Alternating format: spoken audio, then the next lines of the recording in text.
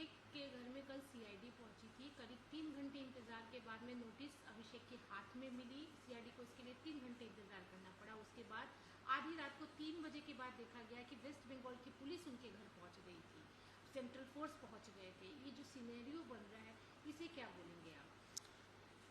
देखिए, एक कहावत है, हिंदी में भी है, बंगाली में भी है कि पाप बाप को छड़े ना। पाप अपना बाप को भी नहीं छोड़ता है। जैसा आपने बोया है वैसा ही आपको काटना पड़ेगा। अभी सीआईडी ने एक समन उनको दिया नकली साइन करने के लिए, विधायकों के साइन नकल करने के लिए। दूसरा मुझे सुनाई में आया सीआईडी और एक समन उनको दिया भड़काऊ भाषण के लिए। अब ईडी ने उनको बुलाया बीच में 14, 15, 16 उनका 3 दिन तो कंटिन्यूअस शेड्यूल है ईडी और सीआईडी के पास। उसके ऊपर कल रात को 2 बजे शाल्बनी पुलिस, वेस्ट बंगाल पुलिस, जो गिरफ्तार हुए हैं भूतपूर्व विधायक मेदिनीपुर के सुजय हाजरा, उन्होंने शायद कुछ बोल दिया होगा, कुछ तथ्य रख दिया होगा सामने। अब उनके घर पे पुलिस पहुंची थी रात को, उनके जो पीए हैं सुमित रॉय, उनको पकड़ने के लिए, जो अभी सुनाई में आ रहा है कि अंडरग्राउंड हो गए हैं। तो देखिए, बात यह है ना कि अभी बहुत कुछ खुलने वाला है, आने वाले दिन में बहुत कुछ खुलने वाला है। और अगर सुमित राय अरेस्ट होता है तो पेंडोरा का बॉक्स खुल जाएगा, क्योंकि उनको सब पता है कौन है सुमित राय। अभिषेक बनर्जी के सिर्फ पीए हैं। आप सांसदों और विधायकों को जाके पूछिए कि वो कौन है, आईपीएस ऑफिसर्स को जाके पूछिए वो कौन है। सांसद और विधायक को वो बोलते थे क्या करना है क्या नहीं करना है। आईपीएस ऑफिसर्स जितने बंगाल के हैं उनको वो चालना करते थे, उनको बोलते थे वो कि इसको उठाओ, इसको पकड़ो, यहां वोट करवाओ, वहां वो करो। तो सुमित रॉय कोई आम आदमी नहीं है। तो देखते हैं क्या करता है बंगाल की police. But CID, ED, CBI, West Bengal police जैसा रवैया चल रहा है उसमें तो लग रहा है कि युवराज के चक्की पीसने के दिन बहुत करीब आ गए हैं। युवराज की बात करें, अभिषेक की बात करें तो एचएम ने भी बोला था, तो उनके खिलाफ कार्रवाई क्यों नहीं, मेरे खिलाफ ही क्यों? तो वो जाए ना, वो सुप्रीम कोर्ट जाए गृह मंत्री अमित शाह के खिलाफ। अभिषेक बनर्जी जी भी तो सांसद हैं। वो संसद में जब मॉनसून सेशन शुरू होगा वो ये बात को उठाएं, वो सुप्रीम कोर्ट जाएं, कौन रोका है उनको? बट उन्होंने जो भाषण दिया है वो भी तो गलत है। आज मैं गलती करूं और कोई और भी गलती करे, अगर मैं मान भी लेता हूं इस बात को, तो मेरी गलती तो सही नहीं हो जाती। अब उनके खिलाफ एक्शन हो रहा है। अगर उनको लगता है कि गृह मंत्री के खिलाफ एक्शन नहीं हो रहा है तो वो जाए संसद में बात को उठाए, सुप्रीम कोर्ट में बात को उठाए, कौन रोका है उनको? पहले अपने हिसाब तो क्लियर कर लें। और मुझे तो, आप जब मेरा इंटरव्यू ले रहे हैं, मेरे पास अभी एक व्हाट्सएप आया है कि आधे घंटे पहले बिष्णुपुर थाना में उनके खिलाफ अम्फान जो हुआ था ना, अम्फान जो तूफान हुआ था, अम्फान का 250 करोड़ रुपया इधर उधर करने का एक एफआईआर दर्ज हुआ है बिष्णुपुर पुलिस स्टेशन में।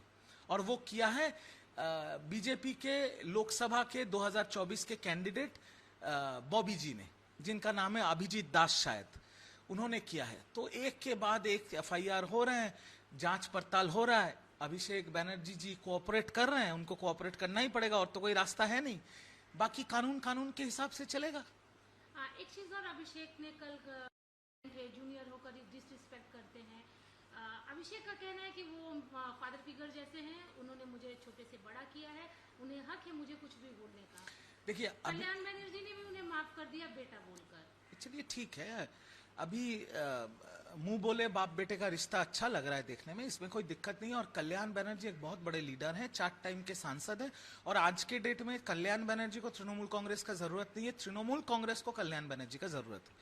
तो अभिषेक बनर्जी जी ने व्हाइट फ्लैग दिखाया है, कल्याण बनर्जी ने माफ कर लिया है, बढ़िया बात है। पर कल्याण बनर्जी जी ने जो बात बोला था, लोकसभा के सांसद जो बोल रहे हैं, विधायक जो बोल रहे हैं, हम लोग जैसे कार्यकर्ता जो बात बोल रहे हैं कि तृणमूल कांग्रेस का इस हालत के पीछे का कारण है अभिषेक बनर्जी, वो बात खत्म नहीं होती है और वो बात रह जाती है। अब दीदी को चुनना पड़ेगा, अभिषेक बनर्जी या तृणमूल कांग्रेस, अब देखना पड़ेगा ममता बनर्जी किसे चुनती है। आपने बोला कि कल्याण को अभिषेक की नहीं बल्कि अभिषेक या पार्टी को कल्याण की है, क्या यही वजह है जिसकी वजह से अभिषेक नरम पड़ गए और उन्होंने एक सॉरी फादर और सन का एक रिलेशनशिप बता दिया? हो ही सकता है, हो ही सकता है, क्योंकि देखिए अभी तो आपको सब छोड़ के जा रहे हैं, अभी तो कोई बचा नहीं है। एक व्यक्ति है कल्याण बनर्जी जो 4 टाइम के सांसद है, ऊपर से सुप्रीम कोर्ट के लॉयर भी हैं, वो जो पहले अभिषेक बनर्जी जी के सारे मामलों में वही एडवोकेट ऑन रिकॉर्ड थे। तो शायद इसीलिए थोड़ा नरम पड़ गए, क्योंकि अभी कल्याण बनर्जी जी को जरूरत पड़ेगी आने वाले दिनों में। जैसे हर बंगाल के थाने में केसेस बन रहे हैं, जैसे ईडी, सीआईडी, सीबीआई सब उनके घर पे दस्तक दे रहे हैं, उनको तो एक बड़े वकील की जरूरत पड़ेगी। शायद ये भी कारण हो सकता है। इस बीच में देखा गया कि अभिषेक की काफी जी नहीं बोला है ना कि वो किसी को भरोसा नहीं कर पा रहे हैं, बट इसमें एक भी चीज आपके दर्शकों के जहन में लाना चाहता हूं कि 2022 में कल्याण बनर्जी जी और अभिषेक बनर्जी जी में एक मतभेद हुआ था, और तब अभिषेक बनर्जी जी के जितने लॉयलिस्ट हैं उन्होंने सोशल मीडिया पे बाकायदा स्टेटस छोड़ा था कि माताल के जानते होबे आगामी के मानते होबे श्रीरामपुर नतून सांसद चाय, जिसका हिंदी अनुवाद है कि जो क्या कहते पियक्कड़ है, पियक्कड़ को जानना पड़ेगा, जो नए हैं उनको मानना पड़ेगा, और श्रीरामपुर में नया सांसद की जरूरत है। ये अभिषेक बनर्जी जी के लॉबी से ही ये पूरा कार्यक्रम चला था 2022 में। तो अगर कल्याण जी ये सब भूल के उनको बेटे की तरह माफ कर दे तो कल्याण बनर्जी जी का बड़प्पन है ये। ठीक है, अगर अब सांसदों की बात होती है तो जो रिबेल्ड सांसद है वो लोग सब दिल्ली जा रहे हैं, ऑलमोस्ट कुछ पहुंच गए, कुछ रास्ते में पहुंच जाएंगे, क्योंकि स्पीकर को सोमवार को उनको मिलना है। उसके पहले मुख्यमंत्री के साथ उनकी एक बैठक होगी। कितनी अहम मानी जा रही है ये बैठक, क्योंकि बैठक जो उनकी मुख्यमंत्री थी उनके साथ नहीं है, वो पूर्व हो चुकी है। जो मुख्यमंत्री है दूसरे पार्टी के, उनके साथ बैठक। देखिए आपको एक चीज समझना पड़ेगा इसमें 2 अलग अलग सिचुएशंस है। एक सिचुएशन ये है कि ये जो सांसद हैं ये लोगों के वोट से चुने हुए सांसद हैं, तो इनके अपने सांसदीय क्षेत्र में लोगों के लिए काम करना है, और वो काम करना मुमकिन नहीं होगा अगर बंगाल के मुख्यमंत्री का समर्थन उन्हें ना मिले तो।